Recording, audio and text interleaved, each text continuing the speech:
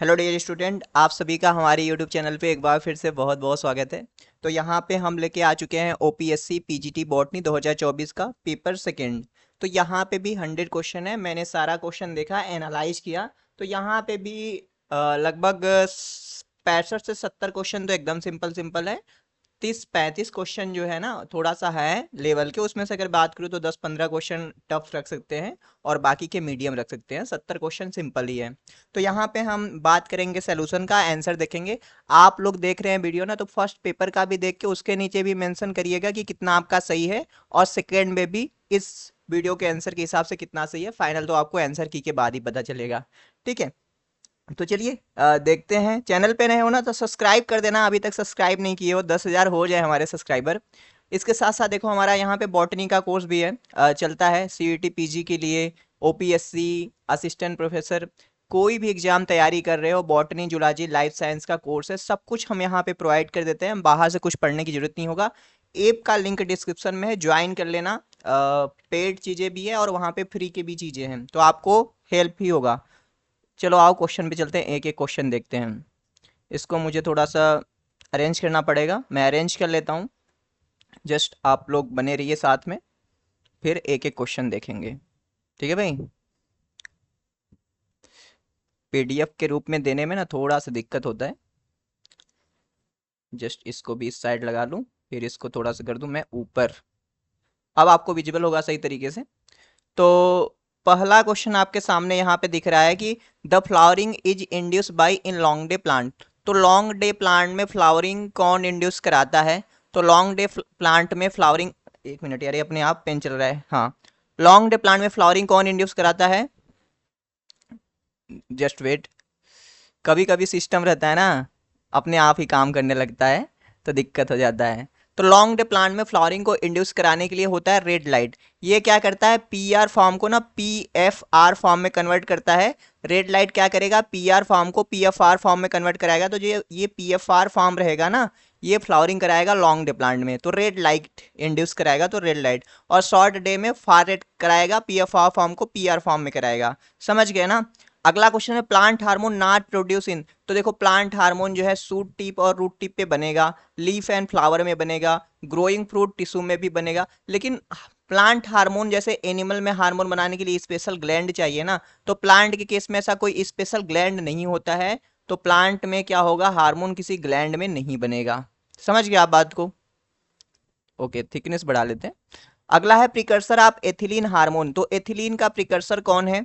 तो ethylene hormone के बारे में आपने पढ़ा होगा। एथिलीन हार्मोन का प्रिकर्सर है आपका मेथियोनिन। ठीक है, मेथियोनिन है एथिलीन का प्रिकर्सर। अगला क्वेश्चन है red pigment in tomato. Tomato lycopene कैसे बनता है? तो जो इफेक्ट होता है डिलेड इफेक्ट ऑफ फाइटोक्रोम, तो फाइटोक्रोम रेड पिगमेंट होता है, तो यही इसका इफेक्ट डिलेड हो जाता है ना, इसकी वजह से आपका बनता है लाइकोपोइन। ठीक है, लॉन्ग इफेक्ट ऑफ साइटोकाइनिन होगा नहीं, शॉर्ट इफेक्ट ऑफ जिब्रेलिन नहीं होगा। शॉर्ट इफेक्ट ऑफ साइटोकाइनिन, अगर आप सी और डी में कंफ्यूज हो सकते थे, डिले इन सेंसेंस कराएंगे। टमाटर पकता है तो लाल होता है, जो मिडिल लैम्बला डिजॉल्व होता है तो टमाटर पक गया, यानी साइटोकाइनिन काम नहीं किया, ऐसे कर सकते हैं। लेकिन डिलेड इफेक्ट होगा फाइटोक्रोम का, तब आपका लाइकोपिन बनेगा। अगला क्वेश्चन है कि जो साइक्रोटिया है और पेवेटिया है, यहाँ पे किस तरह का नोड्यूल पाया जाएगा? तो यहाँ पे आपका लीफ नोड्यूल पाया जाता है। रूट देखो, आपके लेग्यूम प्लांट में रूट नोड्यूल पाए जाते हैं, और स्टेम में सस्बानिया में पाया जाता है। ठीक है भाई, समझ रहे हो? चलो आगे चलते हैं। हेट्रोसाइट में कौन सा फोटो सिस्टम नहीं होता? तो देखो, हेट्रोसाइट को काम कराने के लिए ना क्या चाहिए आपका? ना ऑक्सीजन नहीं चाहिए। तो ऑक्सीजन PS2 से प्रोड्यूस होता है, तो हेट्रोसाइट में PS2 नहीं रहता है। एक मिनट, इसको मुझे ना यार यहीं से फुल स्क्रीन में कर लेने दो आप, थोड़ा वेट कर, ताकि मेरे लिए सही रहे। मुझे बार बार ना, जैसे मान लो यहाँ से फुल स्क्रीन हो गया, तो यहाँ पे थोड़ा सा मैं कम कर देता हूँ। एक मिनट देना मुझे, जस्ट वेट। वीडियो को लाइक कर देना और ऐप भी डाउनलोड कर लेना आप सब। बड़ा सिस्टम से काम करना पड़ता है भाई, वीडियो बहुत आसानी से नहीं बन जाती है। अब देखो सही, अब मुझे यहाँ पे जो दिखेगा। अगला क्वेश्चन है if ringing is done between the fruit and lips, माने फ्रूट जहाँ पे लगा हुआ है, जैसे देखो यहाँ पे है, मान लो यहाँ पे फ्रूट लगा हुआ है और यहाँ पे क्या है, लीफ है, तो इनके बीच में रिंगिंग कर दोगे ना, तो जो लीफ में फूड आपका फूड बनेगा, लीफ के अंदर फोटोसिंथेसिस होगा, वो फ्रूट के पास आ नहीं पाएगा, तो फ्रूट का साइज क्या रहेगा, वो छोटा रह जाएगा, क्या होगा, fruit would be smaller in size. ठीक है भाई। Which of the following enzyme found in bacteriophage, तो बैक्टीरियोफेज जब अटैक करता है आपका कहाँ पे, बैक्टीरिया के ऊपर, तो टेल फाइबर के पास ना एक एंजाइम होता है लाइसोजाइम, जो बैक्टीरिया का सेल वाल डाइजेस्ट करने का काम करता है। अगला क्वेश्चन है, dry seed can endure higher temperature than germinating seed, because देखो हाई ड्राई सीड जो रहता है उसके पास हाई टेम्परेचर रह सकता है, क्योंकि ड्राई सीड में ना कोई एंजाइम फंक्शनल नहीं है, तो वो हाई टेम्परेचर को सहन कर सकता है, रख सकता है। लेकिन जर्मिनेटिंग सीड है, वहाँ पे एंजाइम फंक्शनल हो जाएंगे, तो यहाँ पे हाई टेम्परेचर नहीं देखा जाएगा, नहीं तो एंजाइम क्या होंगे, नॉन फंक्शनल हो जाएंगे। तो hydration makes the enzyme more sensitive to temperature, ये आंसर होगा, इसलिए वहाँ पे कम रहेंगे। The conversion of pyruvic acid into the acetyl coenzyme में, तो आपने लिंक रिएक्शन पढ़ा होगा रेस्पिरेशन में, तो वहाँ पे मैग्नीशियम आयन चाहिए, NAD+ चाहिए, TPP चाहिए, लाइपोइक एसिड चाहिए, यानी पायरुवेट डिहाइड्रोजिनेज कॉम्प्लेक्स पूरा चाहिए, सी होगा इसका आंसर। पेंटोज फास्फेट पाथवे क्या है, देखिए जब हम ग्लाइकोलिसिस पढ़ते हैं, क्रेब्स साइकिल पढ़ते हैं, TS पढ़ते हैं, तो ये डायरेक्ट ऑक्सीडेशन पाथवे है, जहाँ से हम एनर्जी को डायरेक्ट निकाल लेते हैं। लेकिन पेंटेज फास्फेट पाथवे, जो पेंटोज फास्फेट पाथवे है ना, यहाँ पे ग्लूकोज 6 फास्फेट का यूज करते हैं, यहाँ पे इनडायरेक्टली एनर्जी को निकालते हैं, तो ये इनडायरेक्ट ऑक्सीडेशन पाथवे है। अब देखो ये भी हमने आपको बताया हुआ है कई बार कि जो इलेक्ट्रॉन ट्रांसपोर्ट चेन के इनहिबिटर हैं, जैसे साइनाइड और एजाइड जो है कॉम्प्लेक्स 4 के हैं, 1 का कौन होता है, रोटेनोन होता है, 2 का कौन होता है, मेलोनेट होता है, 3 का कौन होता है, एंटीमाइसिन, ये सब होते हैं, मिक्सोथायोजोल होता है, तो ये सब आपने पढ़ा भी है और किया भी है। Respiration is said to climacteric when there is, तो क्लाइमेट्रिक फ्रूट होते हैं ना, जैसे क्लाइमेट्रिक फ्रूट वो होता है जब वो फ्रूट पकता है ना, तो उसमें क्या होता है, rate of respiration sudden increase हो जाता है, sudden increase of rate of respiration, जब कोई भी फल पकता है तो उसका रेट ऑफ रेस्पायरेशन बढ़ जाए, तो वो है क्लाइमेट्रिक इफेक्ट। पार्थेनोकार्पिक फ्रूट आप बनाना चाहते हैं, सीडलेस फ्रूट, तो वहां पे आपको ऑक्सीजन देना पड़ेगा, ठीक है, ऑक्सीजन। जब अगर कोई सार्डे प्लांट है, भाई देखो सार्डे प्लांट है, अगर उसको फ्लैश ऑफ लाइट दे दोगे ना, तो उसका जो PFR फॉर्म रहेगा ना, अ, जो सॉरी PR फॉर्म रहेगा, PFR में चेंज हो जाएगा, तो ऐसे करके फ्लावरिंग नहीं होगा। मतलब देखो ना, सिंपल समझो कि सार्डे प्लांट है ना, उसको कम लाइट चाहिए भाई, कम लाइट चाहिए तभी फ्लावरिंग होगा। उसको रात को लाइट दे दोगे तो उसमें फाइटोक्रोम का इंटरचेंजेबल फॉर्म खत्म हो जाएगा, मतलब दूसरे में बदल जाएगा, तो फ्लावरिंग नहीं होगा। अगर लॉन्ग डे प्लांट को अगर आप फ्लैश ऑफ लाइट रात को दोगे तो फ्लावरिंग होगा, लेकिन शॉर्ट डे में दोगे तो does not flower at all होगा। The temperature range between vernalisation, तो वर्नेलाइजेशन क्या है, cold treatment of seed for the early flowering, तो वो 0 से 5 डिग्री सेंटीग्रेड होता है। अगर cold treatment for the early germination of seed कहेंगे ना, तो वो स्टार्टिफिकेशन होता है, ये बात ध्यान रखना। The imbalance of amino acid profile in the seed protein can be corrected by, तो देखो अमीनो एसिड में इम्बैलेंस आ गया है, तो वहां पे क्या करोगे, जेनेटिक इंजीनियरिंग करा दोगे, फिर अगले पीढ़ी में जब उसको बोओगे अगले बार, तो वहां पे अमीनो एसिड का जो प्रोफाइल आएगा सही आएगा। Genetic study of population in relation of environment, तो आप क्या कर रहे हो, किसी भी ह्यूमन का स्टडी कर रहे हो, पॉपुलेशन का स्टडी कर रहे हो कि उसके ऊपर इन्वायरमेंट का क्या प्रभाव है सब पड़ रहा है, तो उसको हम यूथेनिक्स बोलते हैं, ठीक है। आर्टिकोलॉजी जो इस स्टडी यहाँ पे सिंगल स्पीसीज, जीन इकोलॉजी हम पढ़ते हैं, हार्डी बीनबर्ग इक्विलिब्रियम, बायोटेक्नोलॉजी तो जानते ही हो आप।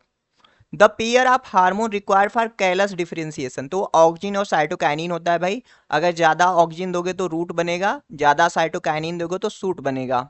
विच of the following is the main application of embryo culture, हम एम्ब्रियो कल्चर काहे कराते हैं, इसलिए कराते हैं ना कि जो हाइब्रिडाइजेशन का बैरियर है, अगर हम नॉर्मली रिप्रोडक्शन करा रहे हैं, क्या करा रहे हैं, पॉलिनेशन करा रहे हैं, तो ढेर सारा वेरिएशन है वहाँ पे, सेल्फ इनकेपेबिलिटी काम कर रहा है, पॉलिनेशन सही से नहीं हो रहा है, फर्टिलाइजेशन सही से नहीं हो रहा, तो एम्ब्रियो कल्चर करा देंगे तो ये सब बैरियर हट जाएगा, तो आंसर हमारा क्या आएगा, सी आएगा। अगला हमारा क्वेश्चन है, बकेन डिजीज ऑफ सीडलिंग किसकी वजह से होता है, तो बकेन डिजीज में क्या होता है, धान का फसल ना एकाएक लंबा हो जाता है, उसका प्रोडक्शन कम होता है, तो फुली सीडलिंग डिजीज जिब्रेलिन की वजह से होता है। लिक्विड इंडोस्पर्म जो कोकोनट का होता है, वहां पे आपका काइनेटीन होता है, जिसे हम कोकोनट मिल्क फैक्टर भी बोलते हैं, काइनेटीन 6 परफ्यूरिल अमीनो प्यूरिन हम कहते हैं। The atom with higher atomic number, atomic number ज्यादा है, ठीक है, लेकिन क्या है, लेसर एटॉमिक रेडियाई, मतलब एटॉमिक रेडियाई कम है तो इलेक्ट्रॉन न्यूक्लियस के पास पास रहेंगे तो क्या होगा वहां पे, हायर इलेक्ट्रोनिगेटिविटी होगा। इसको आप स्टार लगा लेना। स्टार लगाने का क्या मतलब है कि आंसर देखो वेरी कर सकता है। The chemical nature of guanine, तो ग्वानिन का केमिकल नेचर क्या है, देखिए ऐसे निकाल सकते हो, Ag ये क्या है, प्यूरिन है, और Cut ये क्या है, पैरिमिडीन है। तो देखो 6 एमिनो प्यूरिन तो आपका एडिनिन होता है, तो बचा प्यूरिन में ये 2 अमीनो 6 आक्सी प्यूरिन, तो यही हमारा क्या हो गया, ग्वानिन है। ये जो 2,4 डाईऑक्सी पैरिमिडीन है ये यूरोसिल है, 2 ऑक्सी 4 अमीनो पैरिमिडीन है ये साइटोसिन है, और 5 मेथिल यूरोसिल को हम क्या कहते हैं, थायमिन बोलते हैं। तो ये सब आप पढ़े हैं। As per the Michaelis Menten equation, the Michaelis Menten constant Km is the measure of, तो Km देखो ना, एंजाइम कंसंट्रेशन नहीं है भाई, ये है substrate concentration eight which rate of reaction जो होता है मैक्सिमम वेलोसिटी का आप हाफ हो जाता है। तो ये तो लगाए हो तो गलती करके आए हो, सबस्ट्रेट कंसंट्रेशन होता है, एंजाइम कंसंट्रेशन होता नहीं है। ये ना अफिनिटी शो कराता है एंजाइम का कि सबस्ट्रेट के प्रति कितना अफिनिटी है, मतलब सबस्ट्रेट का एंजाइम के प्रति कितना अफिनिटी है। अगर अफिनिटी मान लो ज्यादा रहेगा, मतलब Km अगर कम है तो अफिनिटी ज्यादा है, रेट ऑफ रिएक्शन सही है। Km ज्यादा आ रहा है यानी कि अफिनिटी कम है, यानी रेट ऑफ रिएक्शन कम है। तो affinity, enzyme affinity for its substrate ये बताता है ना। ए remarkable feature of glycolytic enzyme it's that all glycolytic enzyme require the activity, तो भैया ग्लाइकोलिसिस में जितने भी एंजाइम है, हेक्सोकाइनेज, फास्फोफ्रक्टोकाइनेज, पायरुवेट काइनेज, सबको मैग्नीशियम आयन चाहिए एक्टिवेट करने के लिए। द स्टैंडर्ड फ्री एनर्जी जो होता है केमिकल रिएक्शन में, तो ये अनचेंजिंग होता है, ये पॉजिटिव भी हो सकता है, निगेटिव भी हो सकता है, जीरो भी हो सकता है। स्पॉन्टेनियस चलेगा तो भैया ये क्या होगा, निगेटिव आएगा, ऐसे करके चीजें हैं। परफिक्स प्रो और सफिक्स जेन एडेड एंजाइम नेम डिनोट, तो भैया जैसे आपने पेप्सिनोजेन सुना होगा, ये सब करके ना, ये जाइमोजेन फॉर्म होते हैं, मतलब इनएक्टिव फॉर्म ऑफ एंजाइम होते हैं जो बाद में एक्टिव होते हैं। अगला क्वेश्चन है, non oxygen evolving organism such as purple photosynthetic bacteria genera Rhodobacter और रोडोस्यूडोमोनास हो गया, ये सब क्या कंटेन किए रहते हैं, तो ये सब देखो नॉन इवॉल्विंग कॉम्प्लेक्स है, बैक्टीरिया के पास ना सिर्फ एक फोटो सिस्टम होता है, वो कौन सा होता है, PS1 होता है, PS2 नहीं होता है, ठीक है। तो क्या रहेगा, PS1 ये रहेगा, ए सिंगल फोटो सिस्टम। ए भी नहीं होगा, जेड स्कीम चलेगा ही नहीं ना, यहाँ पे साइक्लिक फोटोफॉस्फोराइलेशन होगा। Light cause reversible ion change in the chloroplast stroma influencing the activity of rubisco and other chloroplast enzyme due to, तो भैया लाइट की वजह से क्या होता है, लाइट रिएक्शन होता है, फिर उसके वजह से क्या होता है, आपका एटीपी और reducing power of the cell बनता है, फिर क्या होता है वहां पे प्रोटॉन इन्फ्लक्स होता है, जहां जिसकी वजह से क्या होता है, स्ट्रोमल इंक्रीज इन पीएच होता है, तो वही चीज है। तो ये इसका आंसर क्या हो जाएगा, डी आएगा, ठीक है भाई, पहला नहीं डी आएगा इसका answer. The synthesis of glucose through reversal of glycolytic pathway, तो इसको हम ग्लूकोनियोजेनेसिस बोलेंगे। सिंपल क्वेश्चन है, एक मिनट इसको सही से अरेंज करूं। जी बिल्कुल सही दिख रहा है आप सबको। Hypoxic root lacking sufficient oxygen accelerate the production of कौन सा हार्मोन जो कि इपिनेस्टिक ग्रोथ कराएगा, तो देखो epinastic growth, triple response fruit ripening, ये सब एथाइलिन कराता है ना। Water stress hormone abscisic acid है जो स्टोमेटा का क्लोजिंग कराएगा, ऑक्सीजन एपिकल डोमिनेंस या delay in senescence. The fusion of 5 carbon isoprene unit form, तो जब 5 कार्बन आइसोप्रीन यूनिट होता है ना वो टर्पीन बनाता है, क्या बनाएगा, जैसे आपने सुना होगा जिब्रेलिन जो है डाई टर्पीन है, सिस्क्विटर्पीन है आपका एब्सिसिक एसिड, तो ये 5 कार्बन आइसोप्रीन यूनिट के मिलकर बने होते हैं। Water potential is a measure of plant hydration providing a relative index of, तो वाटर पोटेंशियल क्या बताता है, वाटर पोटेंशियल में अगर कमी है, मान लो वाटर पोटेंशियल निगेटिव में चला गया, तो ये क्या बता रहा है कि मतलब लीफ के पास क्या होता है, ट्रांसपायरेशन करता है, तो लीफ में हाईएस्ट निगेटिव वाटर पोटेंशियल हो जाता है, तो वहां पे क्या बताता है, वाटर स्ट्रेस कंडीशन को बताता है ना, ठीक है। तो वाटर पोटेंशियल जो होता है वो बताता है कि कहाँ पे कितना पानी की कमी है, चाहिए कि नहीं पानी।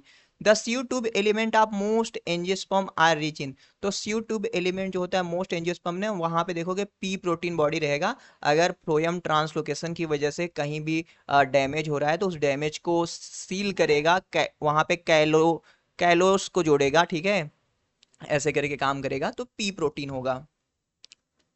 सर आंसर देखो, अगर आपको लगे कि आंसर गलत है, ठीक है, तो आप कमेंट सेक्शन में मेंशन कर सकते हो और फाइनल आंसर की का वेट भी कर सकते हो। मैंने आंसर वेरीफाई भी किया है, ठीक है। Reproduction in bacteria usually through, तो बैक्टीरिया के अंदर जो रिप्रोडक्शन होता है मोस्टली आपका बाइनरी फिजन के द्वारा होता है, ठीक है भाई।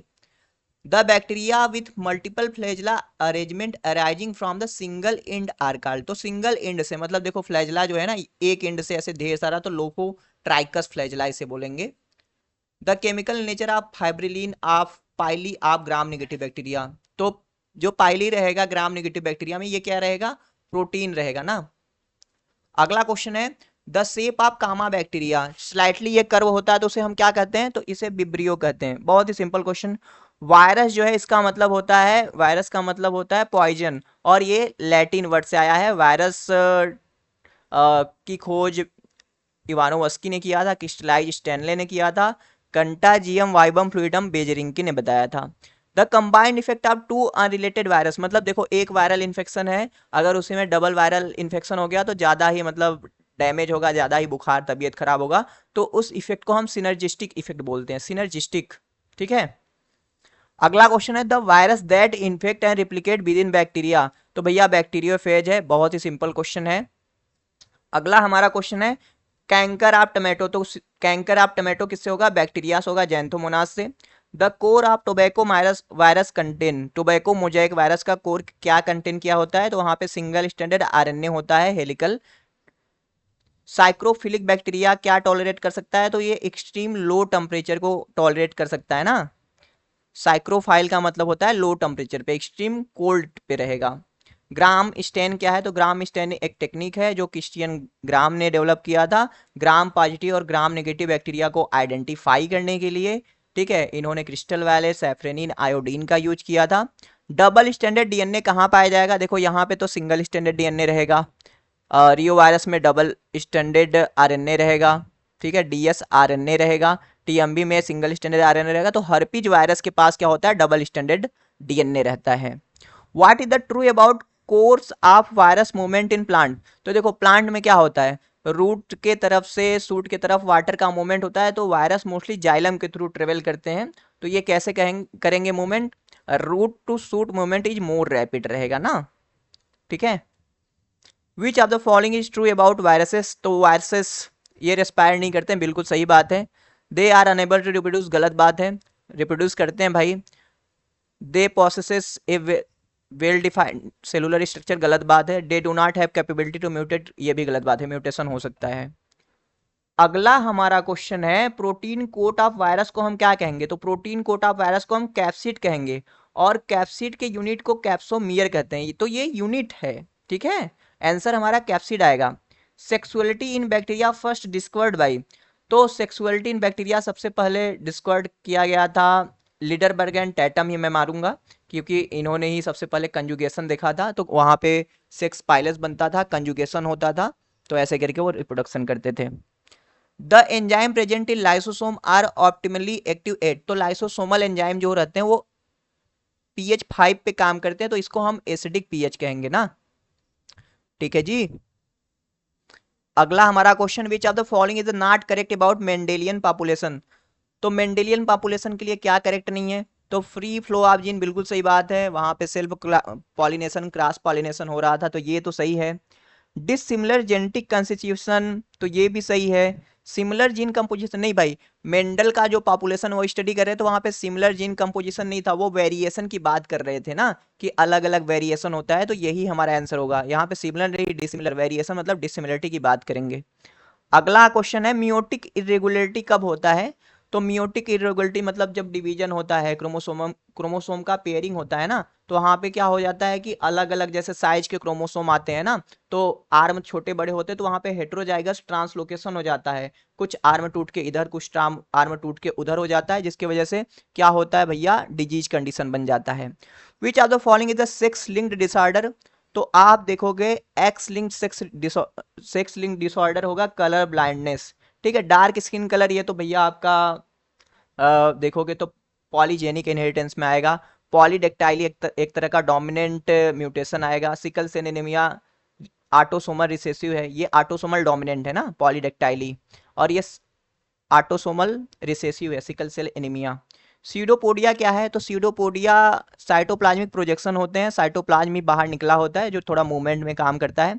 फ्रैग्मोप्लास्ट क्या होता है? देखो, एक सेल जब डिवाइड करता है ना तो उसको सेल वाल बनाना होता है, तो गोल्जी बॉडी ना अपने मटेरियल को ऐसे पैकेट के रूप में ऐसे पैक कर करके ऐसे बीच में इकट्ठा करता है, तो जिसको फ्रैग्मोप्लास्ट बोलते हैं। तो वो गोल्जी कॉम्प्लेक्स से बनता है भाई। अगला हमारा क्वेश्चन है dwarf character of wheat is due to. तो आपने सुना होगा कि भैया म्यूटेशनल ब्रीडिंग करके ड्वार्फ वैरायटी ऑफ वीट बनाया जाता है, तो वो म्यूटेशनल ब्रीडिंग है। रिकैपिटुलेशन थ्योरी क्या कहता है? तो ऑन्टोजेनी रिपीट्स फाइलोजेनी, ये रिकैपिटुलेशन थ्योरी है। हिकेल ने बताया था कि भैया कोई भी ऑर्गेनिज्म रहेगा ना, तो जब वो मारूला ब्लास्टुला गैस्टुला स्टेज में रहेगा तो सारे को देखोगे ना, गैस्टुला के सारे लोग एक जैसा, वो इंसान का गैस्टुला, बत्तख का गैस्टुला, मेढक का गैस्टुला, सब एक जैसे रहेंगे। मतलब जब ये ऑर्गेनोजेनेसिस होता है तो शुरुआती फेज में सब एक जैसे होते हैं। ए बायोजेनेसिस को हम क्या कहते हैं? तो देखो, ए बायोजेनेसिस को हम थ्योरी ऑफ स्पॉन्टेनियस जनरेशन बोलते हैं। एक मिनट, सही है ना? बायोजेनेसिस, ए बायोजेनेसिस, एक मिनट, ए बायोजेनेसिस को हम थ्योरी ऑफ केमिकल इवोल्यूशन कहेंगे ना भाई। लेट मी चेक एक बार ना। हाँ जी, तो जो ये आपका ए बायोजेनेसिस है ना, ये होगा थ्योरी ऑफ केमिकल एवोल्यूशन के लिए, ठीक है, जो यूरे एंड मिलर ने दिया था। Just back I. ओके, तो ए बायोजेनेसिस होगा आपका theory of chemical evolution, spontaneous नहीं हुआ। देखो, ये तो फादर सूरज ने दिया था, कास्मोजोइक तो अलग लोग ने दिया था, वो कहे दूसरे ग्रह से हमारे धरती पे आया था स्पोर ये सब करके।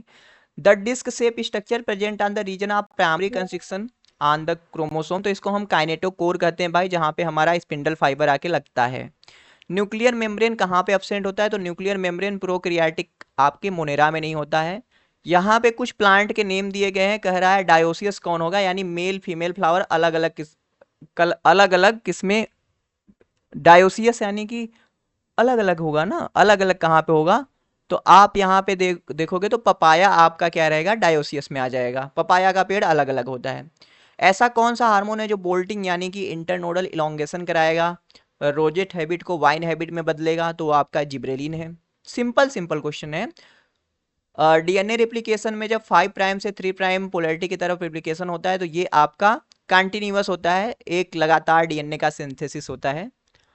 अगला हमारा क्वेश्चन है कि अगर आप सेल में से सेल ऑर्गेनेल को अलग अलग सेपरेट करना चाहते हो तो आप सेंट्रीफ्यूगेशन टेक्निक का यूज करोगे, और क्रोमेटोग्राफी से कलर को, मिक्सचर को सेपरेट करोगे, माइक्रोस्कोपी से आप देखोगे रेडियो एक्टिव ट्रेसर मॉलिक्यूल से किसी भी बायोकेमिकल पाथवे में किसी भी मॉलिक्यूल का पाथ पता करोगे। प्रोटोप्लाज्म को फाइब्रिलर नेचर कौन देगा भाई? Protoplasm is a physical basis of life, तो इसको फाइब्रिलर नेचर देगा प्रोटीन, क्योंकि प्रोटीन में देखो हेलिक्स टर्न ये सब रहता है ना, तो उसके वजह से फाइब्रिलर नेचर आता है। फ्लूइड मोजेक मॉडल किसने दिया था? तो सिंगर एंड निकोलसन ने दिया था। रॉबर्टसन ने तो यूनिट मेम्ब्रेन दिया था भाई। स्मूथ एंडोप्लाज्मिक रेटिकुलम पे किसका सिंथेसिस होगा? तो वहां पे राइबोसोम नहीं रहेंगे तो लिपिड का होगा। अगर रफ पे बात करेंगे तो प्रोटीन का होगा ना, आंसर हमारा ए आ जाएगा। अब सेल डिवीजन में न्यूक्लियोलस कब, न्यूक्लियस, अच्छा न्यूक्लियस दिया है यहाँ पे, न्यूक्लियोलस होना चाहिए, क्वेश्चन में थोड़ा सा गलत है। देखो, वो डिसअपियर होगा लेट प्रोफेज में और रीअपियर होगा टीलोफेज में। जेनेटिक ड्रिफ्ट क्या होता है? तो जेनेटिक ड्रिफ्ट में sudden change in gene frequency हो जाता है ड्यू टू एनी क्लेमैरिटी, लाइक आपका नेचुरल डिजास्टर कोई भी हो गया। ये आपका दो तरीके का होता है, बॉटल नेक इफेक्ट और फाउंडर इफेक्ट, तो डी होगा। सेकेंड मियोटिक डिवीजन होता है तो क्या होता है भाई? तो क्रोमेटिड जो होते हैं, जैसे एनाफेज सेकेंड आएगा तो आपका क्रोमोसोम का स्प्लिटिंग हो जाएगा, क्रोमेटिड अलग हो जाएंगे, आपका सेंट्रोमियर अलग हो जाएगा। आयरन और फैट का स्टोरेज कहाँ पे किस प्लास्टिड में होगा? तो इलियोप्लास्ट में होगा। यहाँ पे कार्बोहाइड्रेट होगा, यहाँ पे प्रोटीन होगा, यहाँ पे कलर वाला चीज रहेगा, ये तो इलियोप्लास्ट होगा। आपका आंसर क्या होगा? इलियोप्लास्ट। स्मॉलेस्ट लिविंग सेल जो बिना ऑक्सीजन का जिंदा रह सकता है तो वो आपका माइकोप्लाज्मा है। वायरस को हम सेल नहीं मानते भाई, virus is like a particle. Name of the photosynthetic protista जो कि बिहेव करने लगेगा हेटेरोट्रॉप की तरह जब सनलाइट नहीं रहेगा, तो वो है आपका Euglena. Connecting link between the plant and animal, जब तक लाइट रहेगा भैया फोटोसिंथेसिस करेगा। फीमेल गैमेटोफाइट एंजियोस्पर्म में उसे क्या कहते हैं? तो उसको हम एम्ब्रियो सैक बोलते हैं। ऐसा क्रोमेटिन जो डेंसली पैक रहेगा, डार्क स्टैन लेगा, उसको हम हेटेरोक्रोमेटिन कहेंगे। यूक्रोमेटिन हेटेरोक्रोमेटिन टर्म एमिल हिच ने दिया था।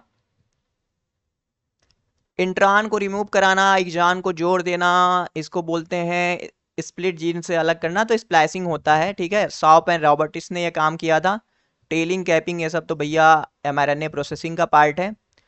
ऐसा कौन सा पार्ट है जहाँ पे जो पार्ट रहता है कोडान, मतलब इंफॉर्मेशन, जेनेटिक इंफॉर्मेशन को कैरी करता है, तो वो एक्जान है, एक्जान, ठीक है। सिस्ट्रान तो आपका फंक्शनल आपका जीन होता है। रिप्लिकान पार्ट आप क्रोमोसोम जो पार्ट, मतलब ऐसा पार्ट होता है जो रिप्लिकेशन करता है। The gene suppressing the acting of gene on another locus, मतलब एक जीन दूसरे जीन की एक्टिविटी को सप्रेस कर रहा है, तो वो कौन सा जीन है? एपी स्टैटिक जीन है। लीथल जीन क्या होता है? ऑर्गेनिज्म को मार देता है जब डोमिनेंट कंडीशन में आता है। और प्लियोट्रॉपिक जीन क्या होता है? जब एक जीन मल्टीपल फिनोटाइप को कंट्रोल करे। Opening and closing of flower एक तरह का नेस्टिक मूवमेंट रहेगा भाई, on the basis of any stimulus like light हो गया, टेम्परेचर हो गया, ह्यूमिडिटी हो गया, तो ये नेस्टिक मूवमेंट आएगा, ऑटोनॉमिक नहीं आएगा। ट्रॉपिक मूवमेंट तो भैया जैसे कोई भी चीज इधर उधर मूव कर रहा है ना, जैसे ट्रॉपिक कीमोट्रॉपिक हो गया, पॉलन ट्यूब जर्मिनेट करता है, तो वो चीज। Opening and closing is a nastic movement. Terminal electron acceptor कौन है यहाँ पे पूछ रहा है, तो वो साइटोक्रोम A3 है। इस क्वेश्चन में पूछ रहा है कि भैया which of the following does not require carrier molecule during the transport. अच्छा, does not require carrier molecule, तो कैरियर मॉलिक्यूल का रिक्वायरमेंट किसको नहीं होगा? तो सिंपल डिफ्यूजन में कैरियर मॉलिक्यूल का रिक्वायरमेंट नहीं होता है, ठीक है। नहीं तो देखो फैसिलेटेड डिफ्यूजन में चाहिए, ये एक्टिव ट्रांसपोर्ट में चाहिए, ये सिम्पोर्टर है तो यहाँ पे चाहिए SGLT1। अगला क्वेश्चन है जाइमोजन क्या है, तो जाइमोजन आपका एंजाइम है, प्रिकर्सर आप एंजाइम है, केमिकल प्रिकर्सर आप एंजाइम है, जिससे एक्टिव फॉर्म बनेगा। डीएनए रिप्लिकेशन कब होगा? अरे यार क्वेश्चन नहीं दिख रहा था क्या? एक मिनट, अब दिख रहा है? पता नहीं कैसे गड़बड़ी हो गया यहाँ पे, फ्लो फ्लो में ना। चलो अब दिख रहा होगा मे बी, हाँ। डीएनए रिप्लिकेशन सेल साइकिल में कब होता है? तो वो यस फेज में होता है, ठीक है। यस फेज में सेंट्रियोल का डुप्लीकेशन होता है, G2 फेज में क्लोरोप्लास्ट और माइटोकांड्रिया का डुप्लीकेशन होता है। डिसोसिएशन कांस्टेंट ऑफ वाटर कब इंक्रीज होता है? तो जैसे जैसे टेम्परेचर बढ़ाते जाओगे वैसे वैसे डिसोसिएशन कांस्टेंट ऑफ वाटर बढ़ता जाएगा। When the plant cell immerse into water, water continue to enter in the cell, मतलब अगर आप कोई सेल पानी में डुबेते हो तो कब तक सेल के अंदर पानी आता रहेगा? जब तक आता रहेगा तब तक दोनों साइड का वाटर पोटेंशियल एक बराबर ना हो जाए ना, ठीक है। वाटर पोटेंशियल ज्यादा जरूरी है भाई, वो सालूट सोल्यूशन आप मत देखो। अगला क्वेश्चन है हमारे पास, the wilting of plant, the wilting of plant occur when, तो विल्टिंग ऑफ प्लांट कब होगा? जब वहां से आप जाइलम को रिमूव करा दोगे ना, पानी चढ़ेगा नहीं तो विल्टिंग हो जाएगा। जीन बैंक में जेनेटिक मटेरियल किस फॉर्म में रहेगा? तो जीन बैंक ना कह के ना भाई यहाँ पे सीड बैंक करे तो ज्यादा सही रहे, तो सीड होगा इसका आंसर। और कहाँ पे कैसे रखोगे? सीड में ज्यादा मटेरियल रहेगा। Loss of water from the leaf of plant in liquid phase, देखो वेपर रहता है तो ट्रांसपायरेशन मारते आप, लिक्विड कह रहा है तो गटेशन कहोगे। बर्गस्टीन ने खोजा था, इपिथम टिश्यू से होता है, हाइड्रेट थ्रोट से होता है, ये बात ध्यान रखो। The inheritance of flower colour in dark flower, यानी एंटी राहिनियम मेजस की बात कर रहा है, तो कार्ल कोरेंस ने 1908 में खोजा था। That is the incomplete dominance, जिसके लिए genotypic and phenotypic ratio same आता है, ठीक है भाई। Which of the following ion play an important role in growth of pollen tube, ठीक है भाई। पॉलन ट्यूब के ग्रोथ के लिए कौन इंपॉर्टेंट? देखो पॉलन ट्यूब, पॉलन ग्रेन के जर्मिनेशन के लिए बोरान काम करेगा। पॉलन ट्यूब के ग्रोथ की बात करोगे तो कैल्शियम काम करेगा। Law of purity of gamete, इसको क्या कहते हैं? तो इसको लॉ ऑफ सेग्रीगेशन भी बोलते हैं। इंडिपेंडेंट असॉर्टमेंट तो तीसरा है जो डाई हाइब्रिड पे रिलेटेड है। हेटेरोसाइट ऑफ साइनोबैक्टीरिया लाइक, तो क्वेश्चन रिपीट है, तो हेटेरोसाइट ऑफ साइनोबैक्टीरिया में pH2 नहीं होता है। The source of ATP for symbiotic nitrogen fixation in root nodule, तो जब नाइट्रोजन फिक्सेशन होता है रूट नोड्यूल में तो वहां पे एटीपी की जरूरत होती है, तो वो पायरुवेट से आता है डायरेक्ट। अगला हमारा क्वेश्चन है भाई, which of the following tree would die quicker, ऐसा कौन सा ट्री है जो सबसे पहले मरेगा? आप हर्ट वुड को निकाल दोगे तो नहीं मरेगा, ग्रिडल कर दो तब भी उतना जल्दी शायद नहीं मरे, डेसिडुअस ट्री का कोई मतलब नहीं। प्रूंड, प्रूंड का मतलब होता है उसकी सारी पत्तियां गिरा दो कट के, उसका मुंडी कट कर दोगे, मुंडी कट कर दो, खाना बनेगा नहीं, खाना नहीं बनेगा तो भैया मर जाएगा, जाने। तो यही मेरे हिसाब से डी होगा, फिर भी स्टार लगा देना। आप बी कर रहे हो तो बताना मुझे कैसे। इन द कार्बोहाइड्रेट मेटाबॉलिज्म में most of the energy related during the change from, तो मोस्ट ऑफ द एनर्जी जब देखो पायरुविक एसिड को तुम CO2 और H2O में कन्वर्ट, पायरुविक एसिड से फिर एसिटिल को एंजाइम में बनेगा, फिर एसिटिल को एंजाइम में जाएगा क्रेब्स साइकिल में, तब ज़्यादा एनर्जी बनेगा। अब देखो फास्फोग्लिसरिक को पायरुविक एसिड में बदलोगे एक आग 2 ATP मिलेगा ज़्यादा से ज़्यादा, ग्लूकोज को फास्फोग्लिसरिक एसिड में बदलोगे कुछ ATP मिलेगा, माल्टोज को ग्लूकोज में नहीं। ए वाला ज़्यादा सही होगा। इमेच्योर आलमंड जो होता है बादाम, वो बिटर इन टेस्ट होता है क्योंकि वहां पे एक सेकेंडरी मेटाबोलाइट एमाइग्डलिन होता है, तो वो एक तरह का साइनोजन ग्लाइकोसाइड है, तो यहाँ पे देखो ग्लाइकोसाइड को हम ग्लूकोसाइड भी बोल सकते हैं, तो ये आंसर हो जाएगा। प्रिकर्सर ऑफ ऑक्सीजन कितने बार कराया आपको, ट्रिप्टोफैन जो कि जिंक के साथ काम करेगा। A fungus associated with the discovery of gibberellin जो कि होगा फ्यूजेरियम मोनेलिफॉर्म, ठीक है, आर्जिस्पोरम में मत कंफ्यूज हो, जिब्रेला फ्यूजिकोराई या फ्यूजेरियम मोनेलिफॉर्म। तो मेरे हिसाब से जैसे देखो सेकेंड पेपर ना मेरे को थोड़ा सिंपल लगा फर्स्ट पेपर से, ठीक है भाई, second paper is simpler than the first paper, क्योंकि आप देख सकते हो फर्स्ट पेपर को सॉल्व कराने में मुझे 42 मिनट लगा था और यहाँ पे 31 मिनट लगा है। तो आप लोग देख लो, देखो अगर यहाँ तक पहुंचे हो भाई तो मैं बता देता हूँ एक बार और, एपवा हमारा है, डाउनलोड कर लो। अच्छा उड़ीसा से हो, मेरे लैंग्वेज में प्रॉब्लम होती है क्या, जैसे मैं जो बोलता हूँ आप लोग को समझ नहीं आती है, मेंशन करना कमेंट में। उड़िया लैंग्वेज तो यार सिंपल है, मैं समझ लेता हूँ, लेकिन बोलने के लिए तो नहीं बोल पाऊंगा भाई, उसके लिए मुझे आके उड़ीसा रहना पड़ेगा।